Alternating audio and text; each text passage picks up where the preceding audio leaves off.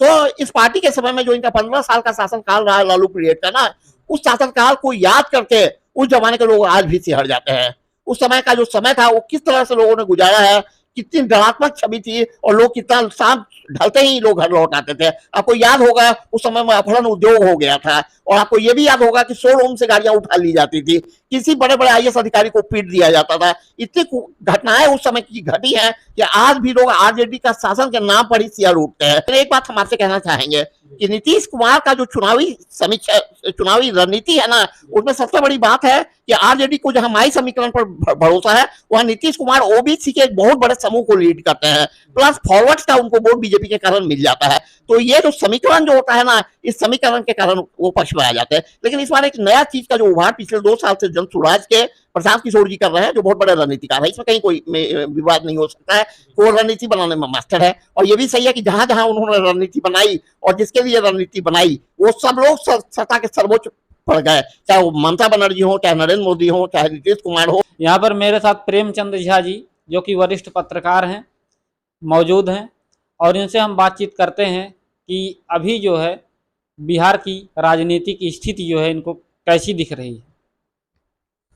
देखिए, बिहार को समझना इतना सरल नहीं है। बिहार में चुनावी परिणाम रातों रात बदल जाता है। हर पार्टी को लगता है कि वो सत्ता में आ रहा है, और नेता भी दावा पर दावा करते जाते हैं कि हर पार्टी का ये दावा होता है कि वो सरकार बनाने जा रही है। लेकिन यहाँ चुनाव की चाबी जो होती है ना, वो जनता के हाथों में होती है, और ये चाबी जो है वो चुनाव के दिन खुलता है, और इसका परिणाम उस समय आता है जब चुनाव की गिनती होती है, तब पता चलता है। यहाँ की पब्लिक जो है वो बहुत ही सेंसिटिव, बहुत ही समझदार और बहुत ही चालाक है। इसलिए किसी भी राजनीतिक पार्टी के बातों पर भरोसा नहीं किया जा सकता है। हाँ, एक चीज जरूर है कि जिनका शासनकाल अच्छा रहा है, जिनकी छवि समाज में अच्छी है, जिनसे पब्लिक को लगा है कि वो 5 साल 10 साल तक उनके शासन में उन्होंने सुख चैन की सांस ली है, अपराधियों का मनोबल टूटा है, गुंडागर्दी कम हुई है, अपहरण गायब हो गया है, फिर भी अभी भी इस सरकार में कई कमियां हैं। लेकिन देखिए, चुनाव परिणाम और पब्लिक जो सर्वोच्च है और सबसे ऊंची है, उसकी अदालत में कौन सा मुद्दा कब हावी हो जाता है, और अभी तो समय है। तो फिर भी हमें ऐसा लगता है कि यहाँ का चुनावी पिटारी का जो चाबी है, चुनाव का पिटारा का जो चाबी है, वो बिहार के जनता के हाथों में ही है, और बिहार की जनता का जो भी निर्णय होता है वो राज्य हित में होता है और वो पब्लिक के हित में होता है। जैसा कि नीतीश कुमार की सरकार है और बीजेपी गठबंधन से है, इसके पहले आरजेडी के गठबंधन से भी बीच में चले गए थे, और इनको जो है जनता जो है पलटू राम भी बोलती है। फिर जो है ये आरजेडी छोड़ के फिर बीजेपी में आए। आपको क्या लगता है, नीतीश कुमार का जो समीकरण है कि चाहे बीजेपी के साथ चले जाते हैं, फिर आरजेडी के साथ चले जाते हैं, जनता में निगेटिव प्रभाव भी पड़ रहा है, इस बार आपको क्या लग रहा है? देखिए, बिल्कुल सही आपने कहा, इनकी छवि पलटू राम के रूप में है, क्योंकि ये इतनी बार पलटी मार चुके हैं जो इन पर आंख बंद करके तो बीजेपी वाले भी भरोसा नहीं कर सकते हैं। ये सही बात है। लेकिन एक चीज का हम जिक्र करना चाहेंगे ना, कि आरजेडी के साथ जाने में बड़ा खतरा है। जानते हैं, जब आरजेडी के साथ का उम्मीदवार कोई खड़ा हो जाता है ना, तो पब्लिक में, खास करके बिहार का, मुझे लंबा अनुभव है, मैं मूलतः देहात से ही बिलोंग करता हूँ, तो इस पार्टी के समय में जो इनका 15 साल का शासनकाल रहा है लालू पीरियड का ना, उस शासनकाल को याद करके उस जमाने के लोग आज भी सिहर जाते हैं। उस समय का जो समय था वो किस तरह से लोगों ने गुजारा है, कितनी डरात्मक छवि थी, और लोग कितना शाम ढलते ही लोग घर लौट आते थे। आपको याद होगा उस समय में अपहरण उद्योग हो गया था, और आपको ये भी याद होगा कि शोरूम से गाड़ियां उठा ली जाती थी, किसी बड़े बड़े आईएएस अधिकारी को पीट दिया जाता था। इतनी घटनाएं उस समय की घटी हैं कि आज भी लोग आरजेडी का शासन के नाम पर ही सिर उठते हैं। तो ऐसे में बीजेपी में कम से कम एक है, हिंदूवादी पार्टी तो है, इससे इनकार नहीं किया जा सकता है, लेकिन लॉ एंड ऑर्डर में थोड़ी बहुत गिरावट हर जगह होती है, और बोला भी जाता है कि crime can not be prevented. फिर भी ये सरकार का, खास करके नीतीश जी का पहला पीरियड जो था वो बिहार के लिए गोल्डन पीरियड था और विकास का भी काम हुआ है। आज बिहार के किसी भी जिले से आप 5 घंटे में पटना आ सकते हैं। पटना में जहां एक भी ओवर ब्रिज नहीं था, आप दानापुर से लेकर के दानापुर से लेकर पटना सिटी तक ओवर ब्रिज है, लाइट है, बिजली है और रोज 11 बजे रात तक लोग आराम से घूमते हैं। तो हमको जहां तक लगता है कि ये सब चीज का समर्थन मिलेगा। लेकिन एक बात हम आपसे कहना चाहेंगे कि नीतीश कुमार का जो चुनावी रणनीति है ना, उसमें सबसे बड़ी बात है कि आरजेडी को जहां माई समीकरण पर भरोसा है, वहां नीतीश कुमार ओबीसी के एक बहुत बड़े समूह को लीड करते हैं, प्लस फॉरवर्ड्स का उनको वोट बीजेपी के कारण मिल जाता है। तो ये जो समीकरण जो होता है ना, इस समीकरण के कारण वो पक्ष में आ जाते हैं। लेकिन इस बार एक नया चीज का जो उभार पिछले 2 साल से जन स्वराज के प्रशांत किशोर जी कर रहे हैं, जो बहुत बड़े रणनीतिकार है, इसमें कहीं कोई विवाद नहीं हो सकता है। वो रणनीति बनाने में मास्टर है और ये भी सही है कि जहां जहां उन्होंने रणनीति बनाई और जिसके लिए रणनीति बनाई वो सब लोग सत्ता के सर्वोच्च पर गए, चाहे वो ममता बनर्जी हो, चाहे नरेंद्र मोदी हो, चाहे नीतीश कुमार हो। तो उनका चुनाव में आने से, वो 243 सीट पर चुनाव लड़ रहे हैं, तो उनके चुनाव में आने से इस बार का चुनावी समीकरण जो है वो बड़ा दिलचस्प हो गया है। क्योंकि पढ़े लिखे वोट, होता क्या है ना कि बिहार में तो वोटिंग परसेंटेज भी कम है।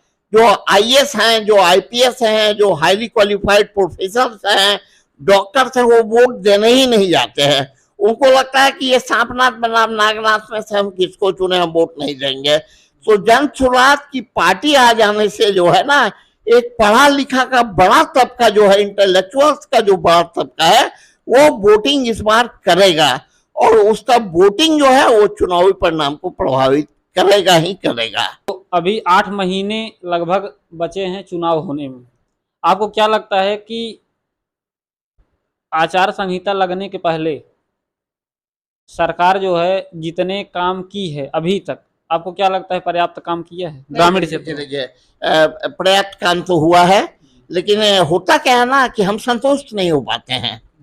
काम हुआ है, काम इस चीज से आप इनकार कर ही नहीं सकते हैं कि विकास नहीं हुआ है। विकास तो दिखता है, आज हर गली मोहल्ले में लाइट जलता है। कम से कम अभी आप जिस मोहल्ले में बैठे हुए हैं उस मोहल्ले में जरा आप घूम करके देख लीजिए ना कि हर जगह स्ट्रीट लाइट जल रहा है, बाजार खुले हुए हैं, लोग आराम से टहल रहे हैं। लेकिन सबसे बड़ी बात है कि विकास का काम हुआ है, विकास का काम दिखता है, लेकिन यदि थोड़ा और विकास होगा तो ये पब्लिक के हक में जाएगा, सरकार के हक में जाएगा, नीतीश कुमार के हक में जाएगा।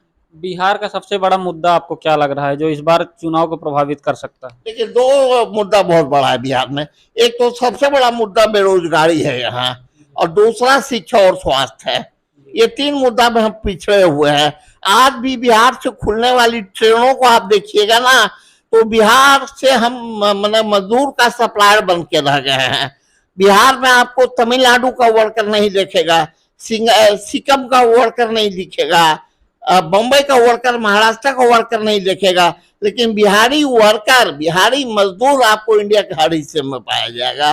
तो बिहार का सबसे बड़ा अभिशाप यह है कि हम बिहार में बिहारियों को रोजगार देने में पूरी तौर पर असफल रहे हैं। शिक्षा में भी हम सफल नहीं हुए हैं।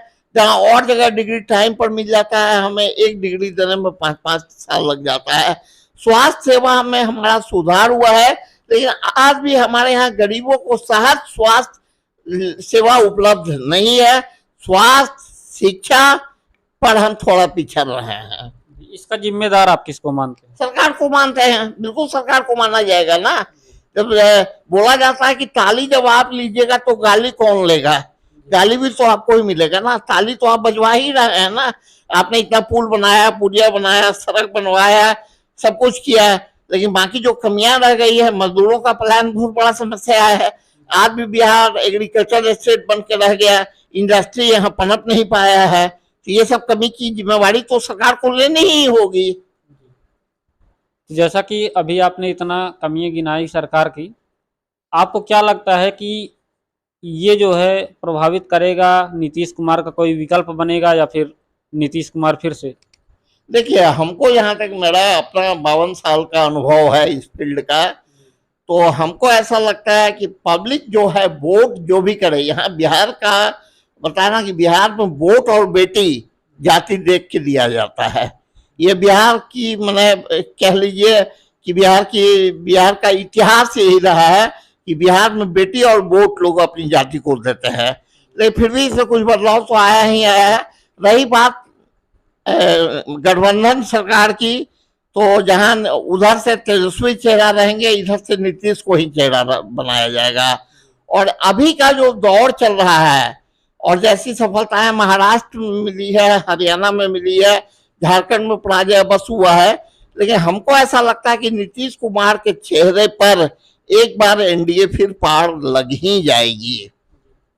जैसा कि जन सुराज प्रशांत किशोर लगभग 1 साल से जो है वो लगभग 2 साल से लगातार जो है फील्ड पर मेहनत कर रहे हैं और अभी उनकी मेहनत लगातार जारी है। आपको क्या लगता है कि प्रशांत किशोर के आने से जो है समीकरण गड़बड़ होगा कि नहीं? बिल्कुल। देखिए, प्रशांत किशोर बहुत अच्छे रणनीतिकार हैं। हमने पहले भी आपको बताया कि उन्होंने जिनके जिनके लिए चुनाव में काम किया उनको उन्होंने विजेता घोषित करवा ही दिया, तो रणनीति बनाने में उनका जवाब नहीं है। प्लस वो 2 साल से गांव-गांव घूम करके कर रहे हैं। लेकिन हम आपको बताए ना कि एक बहुत बड़े अखबार के बहुत बड़े पत्रकार ने कहा था कि प्रशांत किशोर अंधा को चश्मा पहना रहे हैं, समझ गया ना। लेकिन प्रशांत किशोर 243 सीट पर तो जरूर लड़ेंगे और चुनाव परिणाम को भी प्रभावित करेंगे, लेकिन फिर भी प्रशांत किशोर अभी वो चीज बन करके नहीं उभरे हैं कि बिहार में वो सत्तासीन कहीं से भी हो सके। वो सीट को डिस्टर्ब करेंगे, वोट परसेंटेज को प्रभावित करेंगे, हो सकता है कुछ सीट जीत भी लें, लेकिन सरकार बनाने की कल्पना करना बेमानी होगी। धन्यवाद, आपने जो है पूरा बिहार की राजनीति के बारे में आपने हमारे दर्शकों को बताया। आप जो है वीडियो को लाइक करिए, कमेंट करिए और चैनल को ज़रूर सब्सक्राइब करिए और बेल आइकन दबाइए, जिससे जो है हमारी आने वाली बिहार की हर अपडेट आपको सबसे पहले मिले। नमस्कार।